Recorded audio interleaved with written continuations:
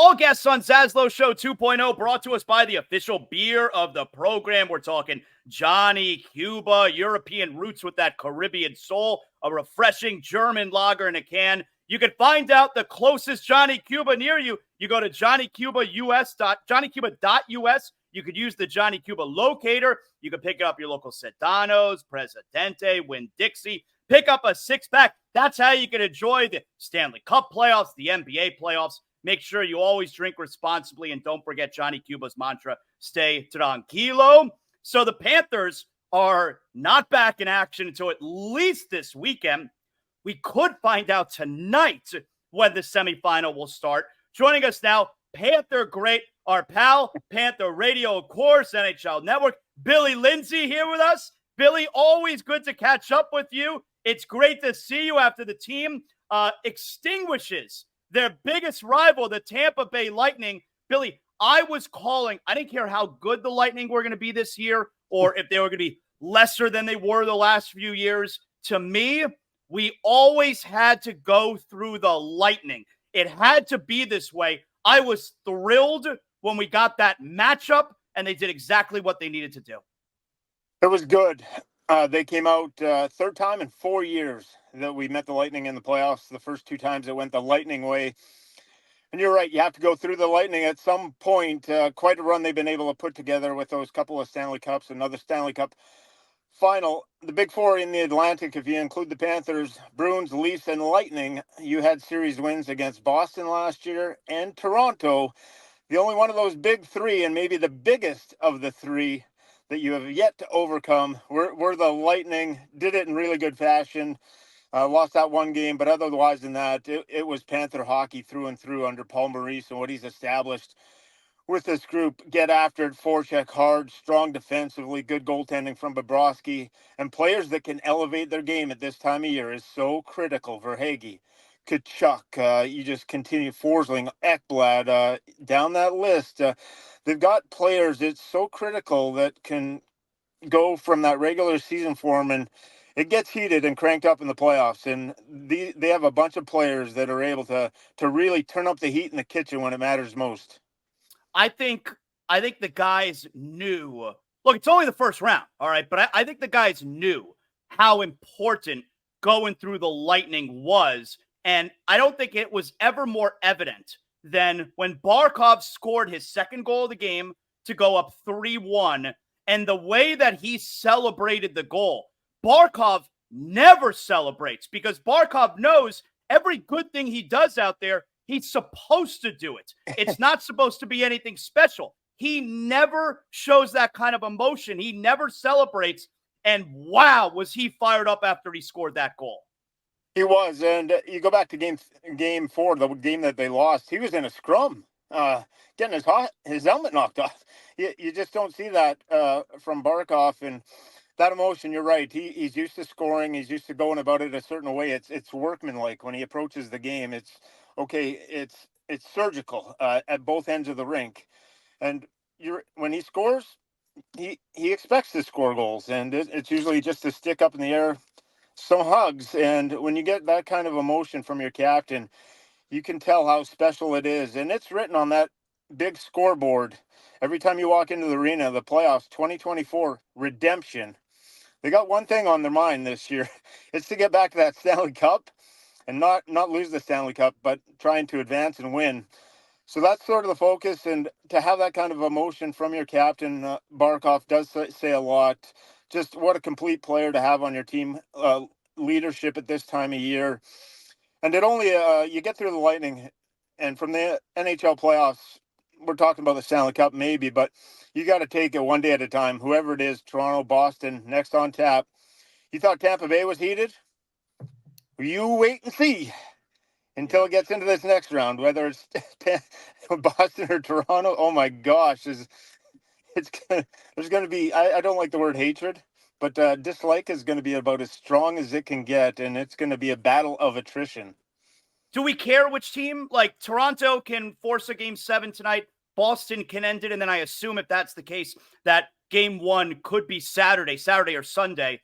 Do we care? I mean, I think we're rooting for Toronto tonight because we want that series to extend, right? Yeah, let's go 7. Let's push it. Make those guys. They're going at it pretty good, and Maple Leaf Nation up there trying to stay alive. Going back to Boston's really had Toronto's number in Toronto. I believe Toronto's lost 9 straight playoff games at home, if you can believe that, Wow. and a bunch of them to Boston. We'll see if that series does get extended. Austin Matthews was sick last game. Does he play for the Leafs? Do we care who we play? Just what's on tap. It doesn't matter. They're both. You go down their lineups. They both present different challenges, I would say, to the Panthers. Both unique, and both would be very formidable opponents. Do we like the time off that the team is getting right now? I mean, I figure, yes, let's get healthy, especially Sam Bennett. I think the time off is good, but the Panthers are coming off winning 4 out of 5 over Tampa. Is the layoff, could there be a rust factor? Love rest in the playoffs. Love it. Go back to 96 in my experience. Boston in 5 games, Philadelphia in 6, and Pittsburgh in 7. Getting ready for that Stanley Cup after a 7-game series was extremely difficult. If you go 7 games, you get that night to enjoy the series win. You have to get ready for the next team immediately. You beat Tampa Bay. You enjoy it that night, and you get the whole next day to kind of just soak everything in. A couple of days of practice, re-energize your mind, get focused on that next series. Rust versus rest, I take rest every time. Those guys, once you get dialed in and that puck's drop, if you have some rust, it takes about 5 or 10 minutes to wear off until you get blasted with a big body check, and all of a sudden realize, okay, we're in another series here. When someone just face plants you into the board. So take rest every time. I had such a it's been such a cool experience for me the last couple of seasons with this team because I mean, I obviously love the Panthers my entire life, but when they made the run in 1996, I was 15 years old and I loved it. I mean, I was way into it, but now Don't make me that old, Zaz. Don't make me feel that old, buddy. but now, last year, 27 years later, I'm a grown man and I get to experience it with my teenage boys.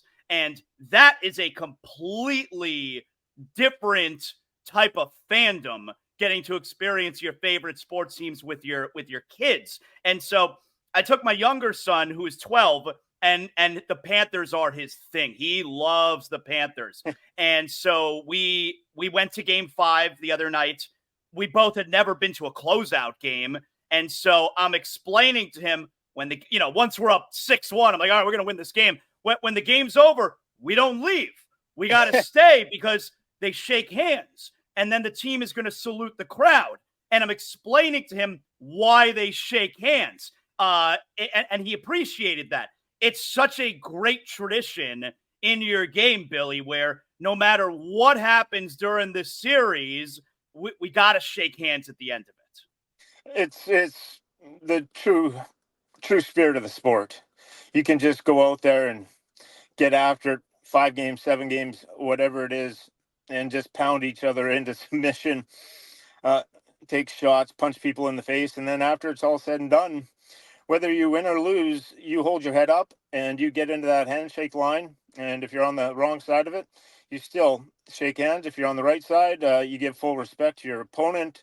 And you saw that last game. And the real cool part of that handshake line that was special to me was when John Cooper, the coach of the Lightning, got into the handshake with Paul Maurice, and it was extended, the conversation between Paul Maurice and John Cooper. I don't know what is exactly said, but I can imagine somewhere along the lines of, with Paul Maurice not having won a Stanley Cup and John Cooper winning 2, it had to be mentioned in there from John Cooper, you guys go and finish your business. You go out there and you try and do your best, and you get a Stanley Cup, Paul, because you deserve one on your resume. And that's the extent between the coaches and all the players. It's a unique tradition that will always be special to the sport of hockey.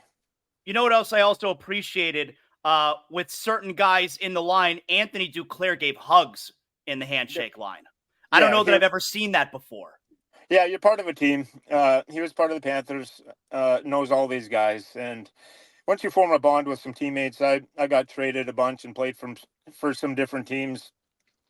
You go back and you see those guys, and I would fight guys that I'd played against, and that type, it just happens and occurs, and some of them could be really close friends. No one realizes you fight all the time in training camp back in my day. Yeah, they're still on your team. So Anthony DeClaire, he was a big part of what we did for the last couple of years, the President's Trophy, the Stanley Cup run. He was involved in all that. So to see the hugs, that's not uncommon, and that's classy on both sides, especially from DeClaire's side of it. And DeClaire, give him credit. He's been on a lot of different teams, and he played his ass off in that series and played hard. And at the end of the day, like you said, there's only one team that gets to move on. So we went to game 5 the other night. We had such an amazing time, my son and I. And you can't help but notice, especially if you're someone who has been going to games their entire life like I have. Oh, the crowd at Amerant Bank Arena. They were on fire. The building's been on fire for a couple of years now. But holy crap, Billy. You guys back in your day and playing in Miami Arena, phenomenal crowd. It was a small little arena. The seats were right on top of the rink, and it was such a great atmosphere. We're getting a great atmosphere now with this team in the postseason. The home crowds, it's been remarkable all year. Going back, we've had 17 to 19,000 almost throughout all our 41 home games. Winnipeg came in on a Tuesday night, and we had over 18,000 people. That does not happen in the past. I don't care what you're talking about. Ottawa, 19,000. They showed up all season long, and there's a base here. You have to win down here, Zaz. You know that. We hurt the brand for a lot of years with the losing. 4 straight years now into the playoffs. And it goes from the commitment from Mr. Viola, the ownership, all the way down throughout everything that's done through the office staff, the GM, the coach, the players, broadcasters, everything. It's one big team. And that's eerily similar to what we began with. There's continuity, and it shows. And now you've earned the trust of the fan base. Okay, they're willing to go out there and do everything they can to put a winner on the ice. We support that, and it gets loud. They even pumped an extra bunch of $1 million into that sound system, into that rink, and it's made a huge difference. The sound system's clear, it's crisp, it's loud, and I compared it to Tampa Bay for game number 3. I went in there and I was in shock. I was like, this place is so quiet. Really? It was a little louder in game 4, but nothing compared to our rink. Really? Yeah. Maybe they get accustomed to winning. A little bit spoiled over, but our rink is intimidating now. You walk in there with our fans, and as a player, from a player standpoint, you can feel that reverberate through you, that juice. It's just, it's hard to explain, but once it really does get going, all of a sudden, it just kind of just feeds and feeds. And the best part of it all was the na na na na, hey, goodbye. I have not heard that chant in so long, and it was one of my favorite memories growing up. It used to be a staple growing up when I was a kid. You always heard it, and they brought it back at Amerant Bank Arena. I almost fell out of my chair. I said, "This is it. This is our fans got it." It was so loud, but it's so special, and full credit to our fan base. They've been awesome. So you do believe home ice advantage there? It does make a little bit of a difference because it's been talked about all the time how, all right, in hockey it's not as big a deal. Everybody's rink is the same size. You think it makes a little bit of a difference? It does, and it does depend where you're playing. There's different kind of atmospheres. So you pay close attention to the game in Toronto tonight against Boston, but the Toronto fans, with what's happened over them, it'll be loud at the start, but if it gets close, all of a sudden the fans will feel the nerves, just like the players. It'll get quiet in there. If it's 0-0 or 1-0 Boston in that type of scenario, or the Panther fans just be screaming their heads off. In Toronto, with what's happened over the years, all of a sudden, if Boston gets off to a good start, they can quiet that crowd really, really quickly. So it kind of depends on the rink that you're going into and sort of the situation that it is. I remember game 7 in Pittsburgh, the game that we won to go to the Stanley Cup final. It was close. All of a sudden, the old Igloo in Pittsburgh, it got quiet. You could feel so there is, depending on how it goes, but it just seems our fans just want to cheer as loud as they can for as long as they can, and that was Miami Arena too. That does make a difference for you as a player. They're urging you on, and it doesn't matter. No nerves, no. Let's get after it, boys. Let's go. Let's come. So that does depends on the rink. Some rinks are different, and I believe ours is one of those where it's a home ice advantage. It's awesome. It's so great that now we're several years in a row where we get to have these memories, these new memories. And I'll turn my head a little bit, and you can see right here, it's titled "The Goal." And look, I'll move my head a little bit. That's you right there, Billy. That's your play. That's you and Raymond Bork right there, and you're scoring the goal. So I got it on my wall right here. It's titled "The Goal." But here's the thing. I love that for 27 years, you had the greatest goal in the history of the Florida Panthers. But because of last year, I bumped you down, Billy, to number 3. I have you now at number 3. You're okay with that because Verhaeghe, Game 7 at Boston, I got that number 1. Tkachuk, Game 4, seconds remaining against Carolina to win the East. And that's right here. That's Tkachuk right there after scoring that goal. I got that as number 2. You're now number 3. Are you okay with that? Perfect. That is awesome. It's perfectly okay with that. It's you bumped me down the list. It's been a long time coming. I'm rooting for this group that is so special. I could care less where I'm at on a list. That goal happened for me. It was a special moment. That will always be mine.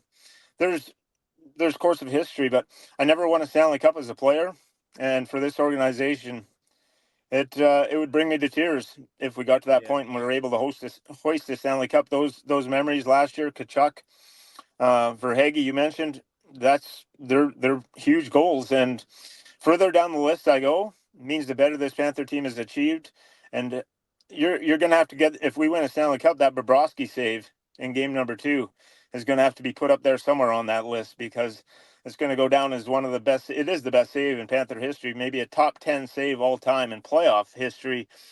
That important. So that has no bearing on me at all.